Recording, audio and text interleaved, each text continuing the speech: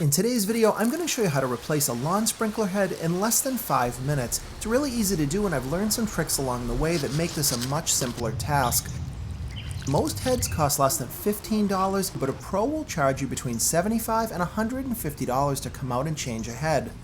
And most sprinklers fail like this. You're going to get patches of dead grass near an area that's watered, and most people will go out there, they'll mess with the head, and it'll seem like it's working. And that's because when sprinklers fail, they don't usually just die. They will intermittently jam up, they won't pop up, and what that means is you'll get dead grass. So if you've got big patches of dead grass that are near a sprinkler head that used to look good, go ahead and just replace the head.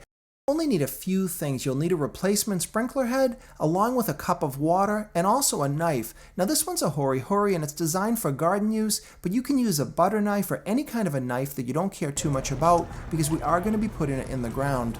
And you won't need a shovel at all. You're going to take that knife and go about 2 inches away from the sprinkler head. What you're doing is you're tracing kind of a donut pattern around the head. Now the key here is to only put the knife in the ground about 4 inches. You don't need to go all the way down because you could actually hit the sprinkler line.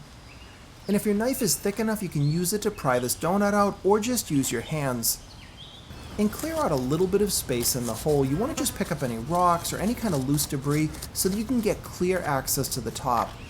Next, take that cup of water and pour it right around the sprinkler. Now this simple trick is really great because it'll prevent the hole from collapsing when you're taking the sprinkler out.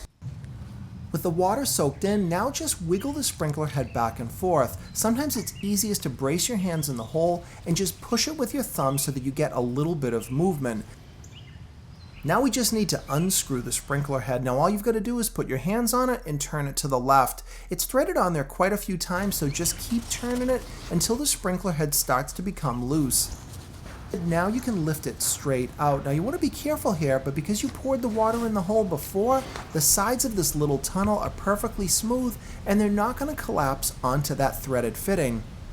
And here's a close-up of what's going on under the ground. You've got a pipe that feeds the fitting, and then the bottom of the sprinkler threads right onto it. Now it says right on the sprinkler that you do not use pipe dope or any kind of Teflon tape. Put our new sprinkler head right into the hole, and this is such a perfect fit, it'll slide right in on its own. Now we just need to screw our new head into position. Now when you're turning this, you're just looking to make it secure and feel firm. You don't screw a sprinkler head in as tight as possible. You need to make an adjustment here, so there needs to be a little bit of room to turn it to the right or the left. So you want to turn it several times, and again, it should just feel firm, not as tight as possible. And now you'll want to align the right side of your head, and that's easy to do. You'll just want to rotate the head to the left and then all the way to the right. And that's what that little triangle means. That is where the water is going to be coming out of the head. So if you're along a sidewalk or something like this, you want to make sure that that aligns with where you want to water. The last step is to insert the correct nozzle into the sprinkler. Now the nozzle is the jet that controls the amount of water that gets sprayed out. And my recommendation is to start by matching the nozzle from the old one with a new nozzle from your new set.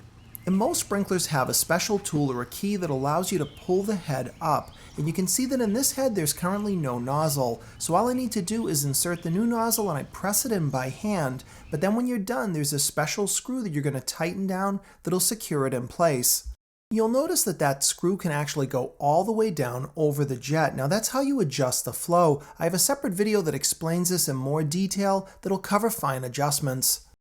If you follow the technique I showed you, the sprinkler body will usually come out in one piece, but this can also happen sometimes. The top of the sprinkler will actually rotate and you'll be left with that shell below. Now you don't have to panic if this happens. Simply remove the top part and then grab the shell and rotate that with your hands, and you'll be able to remove the rest of the body.